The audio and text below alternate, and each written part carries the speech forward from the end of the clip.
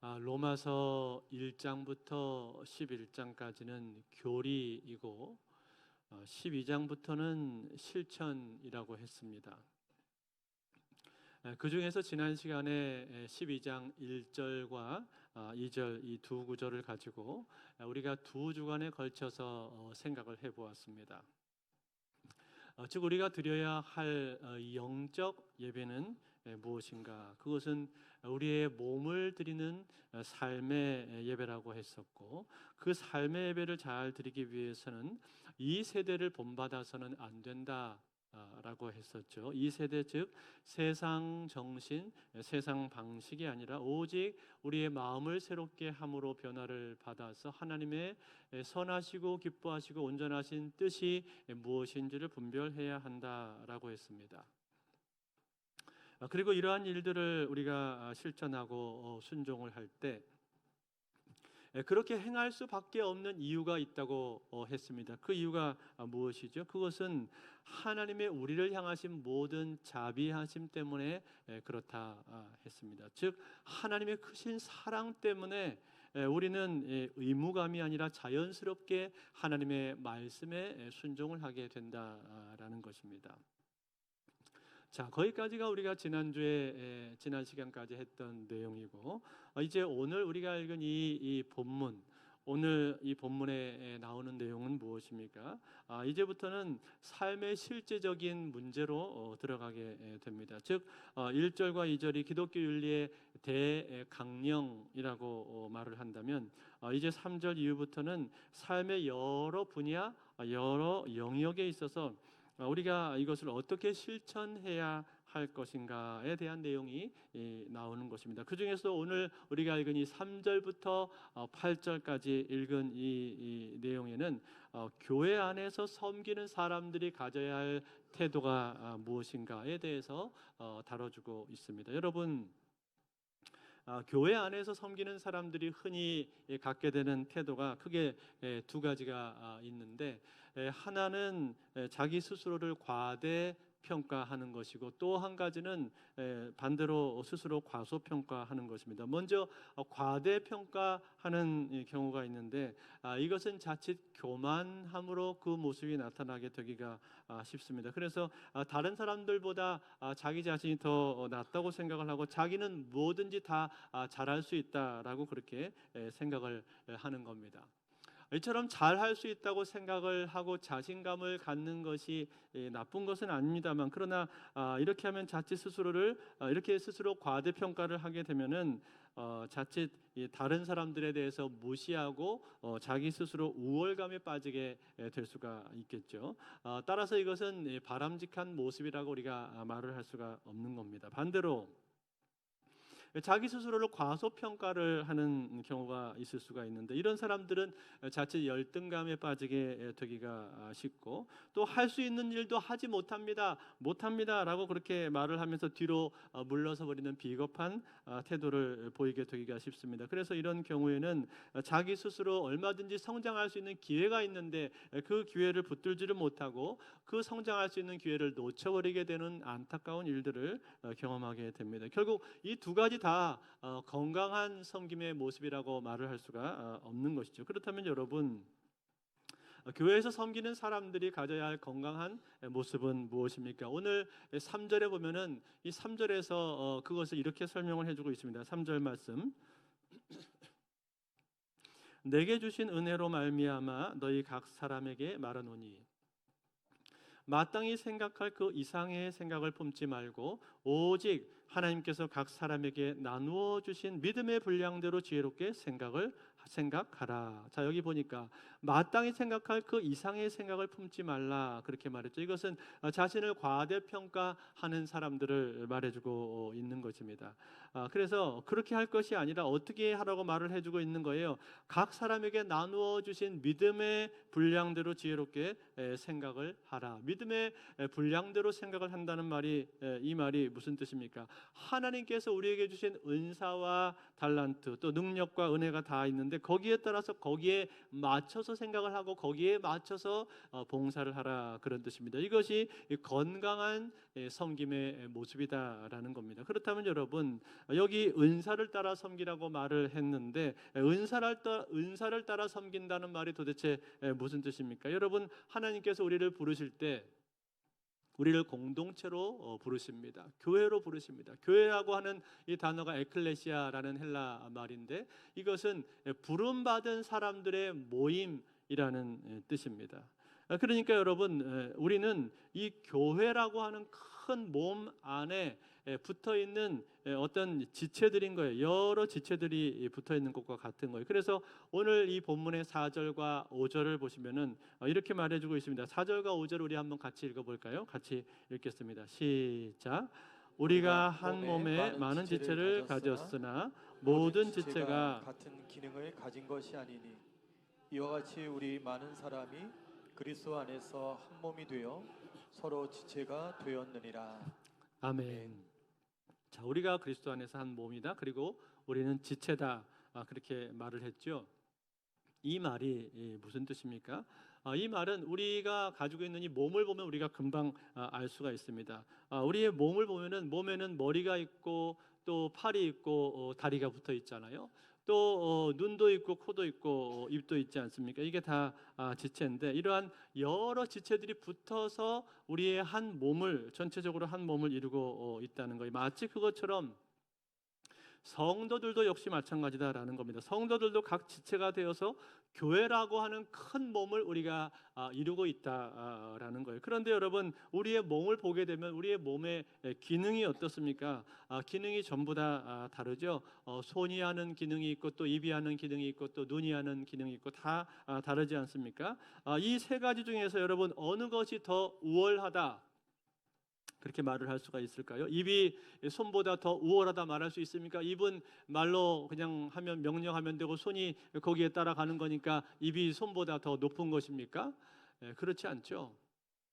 여러분, 만약에 입이 말을 한다 할지라도 손이 일을 하지 않는다면 무슨 소용이 있겠어요? 입이 말을 하기를 자 이제부터 먹읍시다 라고 했는데 손이 움직이질 않고 그냥 가만히 팔짱을 끼고 있으면은 그러면은 먹을 수가 없는 거 아닙니까? 그러니까 아무런 소용이 없다 이 말이에요. 또 손이 아무리 부지런해서 일을 열심히 막 한다고 할지라도 만약에 눈이 보이지가 않는다면 어떻게 되겠습니까? 그러면은 손이 일을 하고 싶어도 눈이 보이지 않으면은 뭘 찾아서 제대로 먹기도 어렵고 옷을 입기도 어렵고 뭐 하나 제대로 할 수가 없단 말이죠. 그러니까 여러분, 우리는 우리 몸에 붙어 있는 지체가 어떤 지체가 다른 지체보다 더 우월하다, 더 낫다 이렇게 말을 할 수가 없는 겁니다. 전부 다 똑같이 중요하고 다 필요하고 그리고 전부 다 고유의 기능을 다 가지고 있다는 거예요. 그처럼 다양하다는 거예요. 그 이야기를 지금 해주고 있는 겁니다. 마치 그것처럼 우리에게 주신 은사도 그렇다라는 거예요. 하나님께서 다양한 은사를 우리에게 주신다는 거예요. 그러면서 오늘 사도 바울은 우리에게 하나님이 주시는 은사 중에 몇 가지 은사들을 언급을 해주고 있는데 이렇게 말해요. 6절에 제일 처음에 뭐라고 말합니까? 우리에게 주신 은혜로서 받은 은사가 각각 다르니 혹 예언이며 믿음의 분수대로. 자, 여러 가지 은사가 다 다르다. 그렇게 말을 하면서 제일 먼저 말해주고 있는 은사가 뭐냐면 바로 예언이라고 말을 했습니다. 예언이라는 것은 프로페티오라는 동사에서 파생된 단어인데 주로 하나님의 계시를 다른 사람에게 전해주는 것을 말합니다. 즉 구약 시대에는 선지자들에 의해서 또 신약 시대에는 사도들에 의해서 계시가 전달이 되었는데 그러나 하나님의 특별 계시가 다 완성이 되고 완결된 이 현재 상태에 있어서는 더 이상 새로운 계시가 우리에게 오는 것이 아닙니다. 즉 이미 예언된 말씀인 이 성경을 가지고 교훈과 판단과 경고와 권면을 통해서 올바로 이해하고 가르치고 현재의 삶에 이것을 우리가 적용을 하는 것이지 새로운 새로운 계시가 또 다시 하늘로부터 내려오는 것이 아니라 이 말이에요. 그러니까 여러분 여기 이 예언이라고 했을 때 예언이라는 이 말은 오늘날로 치자면 거의 설교에 가까운 말입니다. 때문에 여러분 오늘날 이 시대에는 더 이상 예언자가 필요한 것이 아니라 이미 주어진 하나님의 말씀인 이 성경, 이 특별 계시의 말씀을 잘 분별하고 해석을 해서 우리 삶에 적용시키는 것이 중요한 원리다, 그런 말이에요. 따라서 여러분 오늘날 만약에 어떤 사람이 나는 이 시대의 사도요, 나는 예언자요, 이렇게 말을 하는 사람이 있다면 여러분 그것은 잘못된 것입니다. 이단이거나 사이비일 가능성이 대단히 높습니다. 동시에 우리도 신앙생활을 하면서 주의를 해야 될 필요가 있습니다. 즉 어떤 사람들은 직통계시를 주장하는 사람들이 있습니다. 직통계시라고 하는 게 뭡니까? 자기는 성경이 필요 없고 하나님과 직방으로 통하게 돼 있다고 말을 하는 거예요. 그래서 큐티할 필요도 없고 직접 나는 하나님으로부터 계시를 받는다, 이렇게 주장을 하는 겁니다. 그러면서 사람들에게 자기 말을 들으라고 얘기하는데, 이런 사람들이 간혹 이렇게 말을 할 때도 있어요. 집사님, 하나님께서 나한테 말씀하셨는데 집사님은 다니던 직장 그만두고 신학교로 가라고 합니다. 그러면 여러분 뭐라고 얘기할 겁니까? 만약에 어떤 사람이 나타나서 여러분 옆에 있다가 갑자기 여러분에게 그렇게 얘기를 하면 여러분 어떻게 대답을 하겠습니까?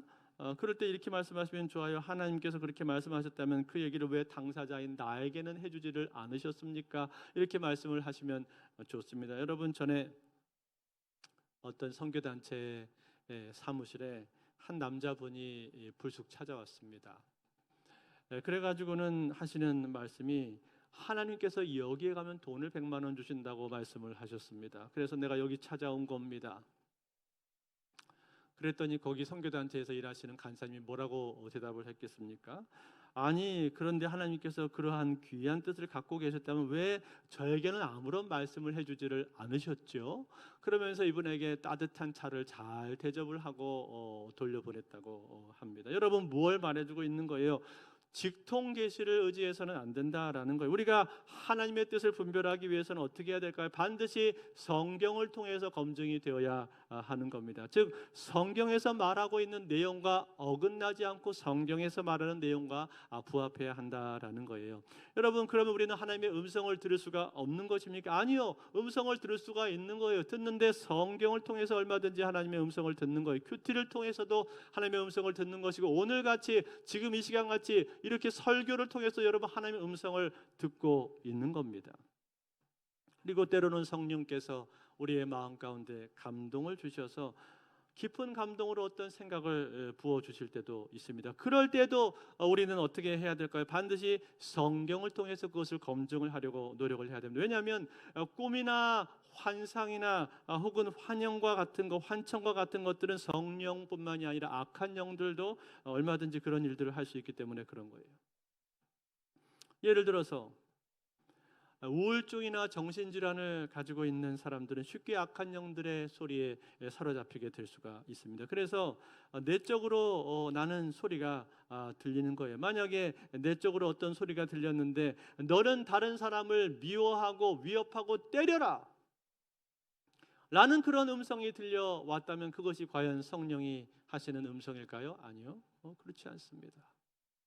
성령께서 하시는 음성이라면 그 성령에 들려주시는 음성이 하나님 말씀하고 부합을 해야 될 텐데, 그러나 성경 말씀에서는 다른 사람들을 위협하고 때리라고 말하고 있지를 않잖아요. 오히려 성경에서는 다른 사람들을 사랑하라 그렇게 말을 하고 있지 않습니까? 그러니까 이것은 성령께서 나에게 하시는 말씀이 아니라는 거예요.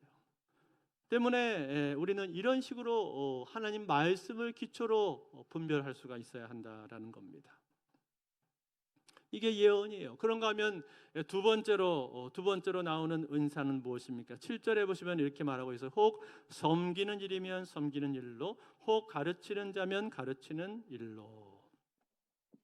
자, 섬기는 일이 나오고 있는데 이것은 디아코니아라는 헬라 말로서 집사라는 단어하고 그 어원이 같습니다. 즉 교회 안에서 이루어지는 모든 봉사 활동을 일컫는 말이에요. 예를 들어서 교회를 관리하고 또 음식을 만들고 성도들을 안내하고 예배를 준비하는 모든 수고들을 일컫는 말입니다. 또 그 다음에 가르치는 자는 가르치는 일을 그렇게 또 말했죠. 이것은 교사를 일컫는 것입니다. 즉 주일학교 교사부터 시작을 해서 장년부에 이르기까지, 장년들에 이르기까지 하나님의 말씀을 가르치는 사람들이 교회는 꼭 필요하다 그 말이죠. 이러한 사람들은 어떻게 해야 되는가? 성경을 바르게 해석하고 바르게 가르쳐야 되는 거예요. 그래야 올바른 진리 가운데 교회가 세워져 갈 수가 있는 것이죠. 따라서 이런 사람들은 하나님의 말씀을 가르칠 때 사사로이 해석을 하거나 억지로 이것을 풀려고 해서는 안 되는 것이고, 이 말씀이 정말로 그러한가 오랫동안 생각하고 상고하고 묵상하는 가운데, 기도하는 가운데 성령의 이끄심을 잘 받아야 됩니다. 저도 이 가르치는 직분을 가진 사람 중에 한 명인데, 이 가르친다라는 것이 얼마나 큰 부담을 갖는 일인지 모릅니다. 자칫 내가 잘못 가르치게 되면 내 말 한마디 때문에 진리가 아니라 엉뚱한 비진리의 길로 사람들을 인도할 수 있다는 생각을 하면은 참 두렵습니다. 성경을 가르친다는 것 자체가 참 두렵고 떨리는 일이에요. 그래서 성경을 해석을 할 때 저는 한 권의 책만 보는 것이 아니라 여러 권을 봅니다. 주석, 해설, 또 강해서 이런 책들을 여러 권을 보면서 그 중에서 가장 적합한 해석이 무엇인가, 그것을 찾아서 전하기 위해서 노력을 합니다. 그만큼 두렵고 떨리는 일이 바로 이 가르치는 일이다 그런 말이에요.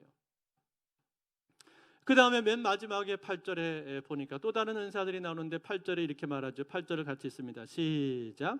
혹 위로하는 자면 위로하는 일로, 구제하는 자는 성실함으로, 다스리는 자는 부지런함으로, 긍휼을 베푸는 자는 즐거움으로 할 것이니라. 자, 여기 위로한다 그랬는데, 이 위로한다는 말은 파라칼레오라는 단어로서 권면하고 위로한다라는 뜻입니다. 전에 개역 성경에서는 이것을 권위하는 자 그렇게 번역을 했었는데, 여기서는 지금 위로를 더 강조해서 격려하고 화해하고 회복시키는 사역으로 표현한 거예요. 즉 이 아까 나왔던 가르치는 일, 그것이 우리의 머리로 하는 그 이해하고 관련이 된 것이라면, 여기 나오는 이 위로, 권위하는 일이라고 하는 것은 우리의 마음과 의지에 관련된 일입니다. 그래서 우리가 이미 들었던 그 진리의 말씀을 잘 실천을 하고 있는지, 그것을 점검을 해주면서 권면해주고 위로해주는 은사를 뜻하는 말입니다. 제가 전에 어떤 장로님 간증하시는 것을 들은 적이 있는데, 이분이 이 집사 시절에 방황을 많이 하셨다는 거예요. 그래서 예배 드릴 때도 저기 맨 끝에 3층 맨 구석에 앉아가지고 예배를 드리고, 예배 끝나면 그냥 쏜살같이 밖으로 나가곤 했다는 거예요. 그런데 그때 자기를 볼 때마다 항상 자기를 붙들고 뭔가 얘기를 해주시는 그런 장로님들이 계셨대요. 아무개 집사. 그러면 안 돼. 예배 드리고 나서 성도들끼리 교제도 하고 봉사도 하고 그렇게 해야지. 힘들어도 다시금 마음을 잡고 신앙생활 잘 해야 돼. 그러면서 손을 잡고 이렇게 권면을 해주고 위로를 해주셨던 장로님들이 계셨다는 거예요. 그 장로님들 덕분에 오늘날 자신이 신앙을 회복했다는 거예요. 자기가 신앙에서 떠나지 않고 다시금 마음을 잡고 신앙생활을 잘 할 수가 있었고, 그리고 오늘 이제 장로에 이르기까지 그렇게 올 수가 있었다라는 말씀을 하시는 것을 제가 들은 적이 있습니다. 여러분, 이게 뭡니까? 이게 바로 권위입니다. 권면하고 위로하는 일이다 그 말이에요. 그러니까 여러분, 이 권위의 은사, 권위의 사역이라고 하는 것이 얼마나 귀한 것입니까? 얼마나 중요한 것입니까? 한 영혼을 잃어버릴 뻔했던 한 영혼을 다시 살려낼 수가 있는 거예요. 그만큼 중요한 거예요. 또 상담도 여기에 이 권위에 해당되는 일이고, 주변에 외로운 사람들에게 친구가 되어주고 우정이 되어주는 그런 일 역시 이 권위에 해당하는 일이라는 거. 이처럼 권위가 귀한 일이에요. 그 다음에 구제하는 자는 성실함으로, 다스리는 자는 부지런함으로, 긍휼을 베푸는 자는 즐거움으로 할 것이라 라고 말을 했는데, 여러분, 구제하고 긍휼 이 두 가지는 서로 연관된 말입니다. 즉 교회 안에 있는 공적인 재산을 가지고 어려운 사람들을 도와주는 것을 뜻하기도 하고, 또는 개인적으로 자신이 가진 물질을 가지고 어려운 사람들을 돕는 것을 말하기도 합니다. 여기에는 구제 헌금이 들어가 있고 또 음식이나 물건을 나누어 주는 것도 여기에 해당할 수 있는 것이고 성미와 같은 것도 여기에 해당할 수가 있는 겁니다. 여러분, 성미라는 것이 무엇입니까? 성미는 우리나라 복음의 초창기에 개성에서 시작된 좋은 전통인데 성도들이 쌀을 조금씩 모아가지고 주일날 쌀을 가지고 오면은 그것으로 가난한 교역자들이 생활을 했었습니다. 그 전통이 이어져서 오늘날도 성미를 드리면 그것으로 교역자들이나 어려운 성도들이 도움을 받곤 하는 것이죠. 오늘날 이 시대에는 우리나라의 쌀이 그렇게 부족하지는 않지만 그래도 이 성미의 좋은 전통을 계속 이어가는 교회들이 있습니다. 우리 교회도 이 성미를 계속 지금도 하고 있는데 우리는 이 성미를 모아서 추수감사절 때는 어려운 이웃들을 돕고 또 평소에는 이 모아진 성미를 가지고 교회 안에서 성도의 교제를 위해서 사용을 하고 있습니다. 주로 쌀을 직접 가져오기보다는 성미 헌금으로 드리는 경우들이 많은데 열심히 하시는 분들은 계속해서 열심히 하십니다. 여기에 의식을 가지고 마음을 드리는 분들이 계시단 말이에요. 이건 역시 긍휼과 사랑으로 하는 일이기 때문에 참으로 귀한 일입니다. 뿐만 아니라 병든 자, 가난한 자, 또 소외된 자, 혼자 생활하시는 독거노인들 이런 분들을 돌아보는 모든 일들이 다 긍휼의 사역이고 구제의 사역입니다. 이런 은사를 가지고 있는 사람들 또 이러한 사역을 하시는 분들 이런 사람들은 어떻게 해야 된다라고 말하고 있어요? 성실함과 즐거움으로 해야 된다라고 말합니다. 즉 억지로 하거나 인색함으로 하는 것이 아니라 기쁜 마음으로 즐거운 마음으로 하라는 거예요. 그리고 성실함으로 이런 일을 감당해야 된다라고 말해줍니다. 그리고 맨 마지막에 이제 뭐만 남았습니까? 다스리는 자는 부지런함으로 하라.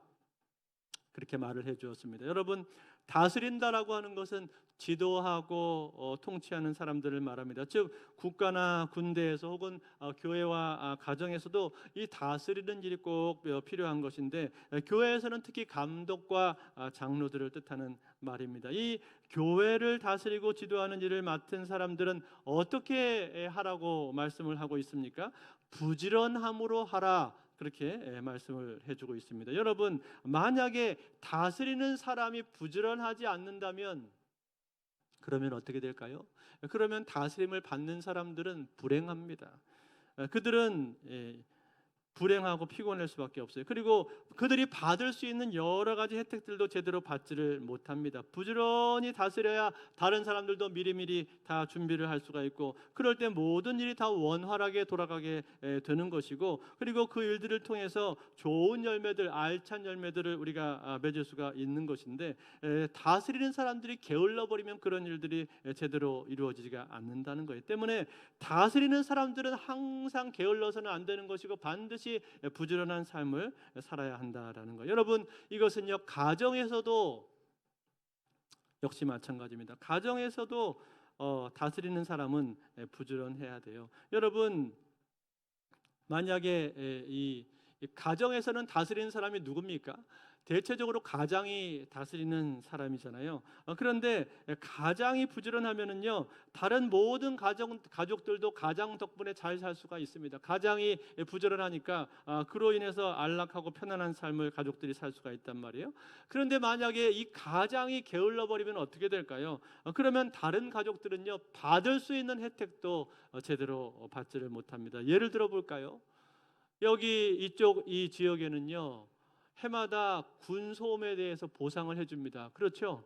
아마 여기 계신 분들 중에도 보상 받으신 분들이 꽤 있으실 텐데 그런데 이 가장이 부지런하면 군소음에 대해서 보상해 준다네 그러면서 얼른 가서 그것을 신청을 해가지고 자기들이 받을 수 있는 보상을 다 받는데 게으른 가장은 어떻게 합니까? 다음에 하지 뭐. 그러고 있다가 그냥 시간을 그만 놓쳐버린단 말이에요. 그러면 어떻게 되는 거예요? 가족들이 다 받을 수 있는 것도 제대로 받지 못하는 그런 불행이 생기게 된단 말이에요. 그래서 잠언서에 보게 되면요, 잠언서 10장 4절은 이런 말씀을 해줍니다. 손을 게으르게 놀리는 자는 가난하게 되고 손이 부지런한 자는 부하게 되느니라.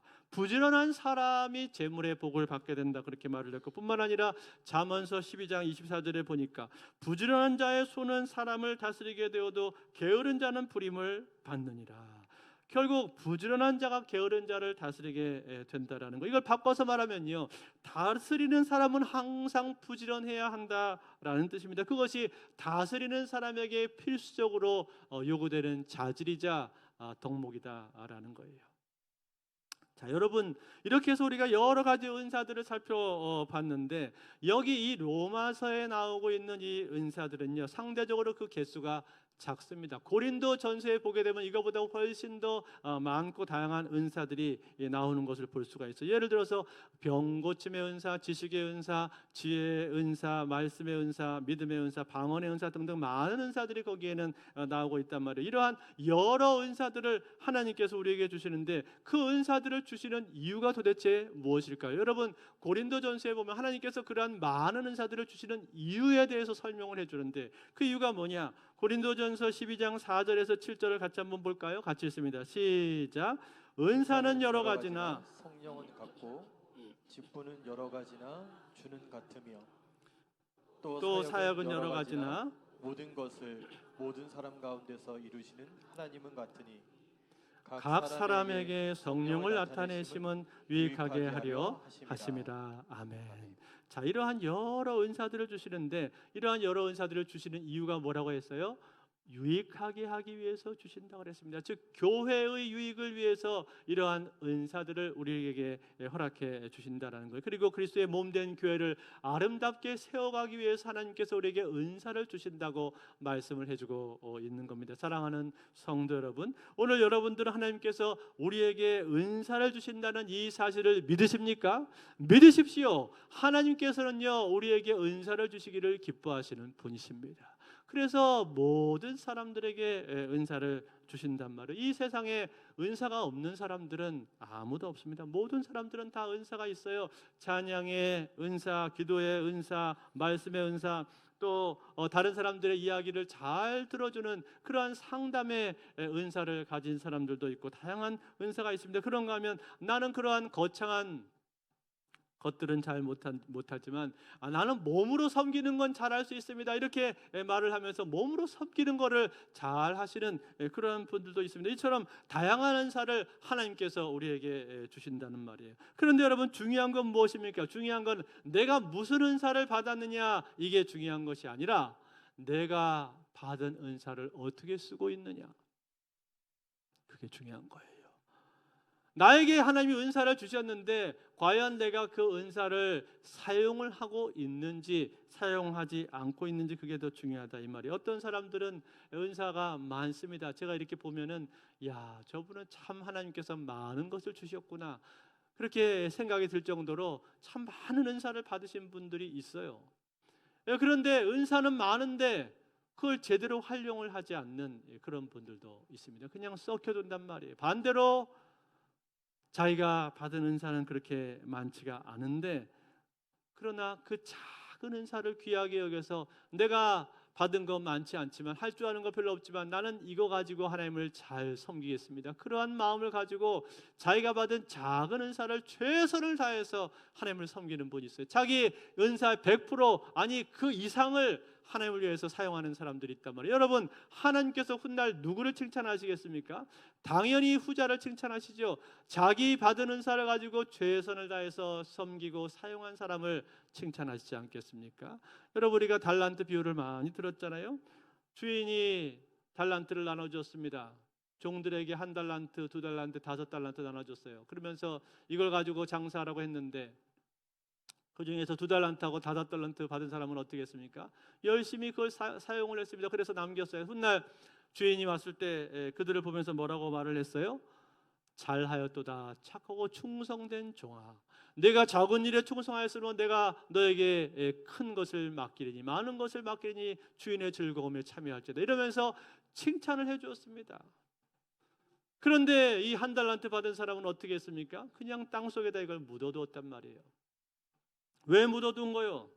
묻어둔 이유는 다른 게 아닙니다. 괜히 이거 쓰다가 남기지 못하고 까먹어버리면 어떡하나, 내가 제대로 하지도 못하면서 괜히 한다고 나섰다가 제대로 열매도 맺지 못하면 어떡하나, 그런 두려움 때문에, 그러한 마음속에 근심이 찾아와서 그 달란트를 쓰질 않았단 말이에요. 사용하질 않았어요. 그리고 그냥 땅속에다가 묻어놨어요. 나중에 주인이 와서 뭐라고 했습니까? 이 악하고 게으른 종아, 악하고 게으르다고 말씀을 하시면서 그 사람을 크게 책망하셨단 말이에요.